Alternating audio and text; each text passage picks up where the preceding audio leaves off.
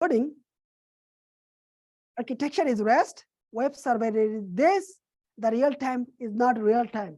Okay, real time is message broker is making the things real time. API is not real time, by the way, if you guys know this.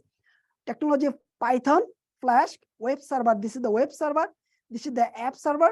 This is the Nginx, the gateway. This is the database. This is the cache is Redis. I don't think we implement the cache on this. And the test-driven development. Okay. Base server is Alpine Linux that you'll be deploying on the using the Docker. And the Stackdriver is the monitoring. And platform is enable the auto scaling. When you do the deploy any application, the platform, you can do the auto scaling through the Kubernetes. And then communication between the services is the REST, okay? And the Kubernetes RBAC, I don't know the RBAC, I know the Kubernetes. And the deployment stack is Kubernetes and Docker. And the code repo is GitHub.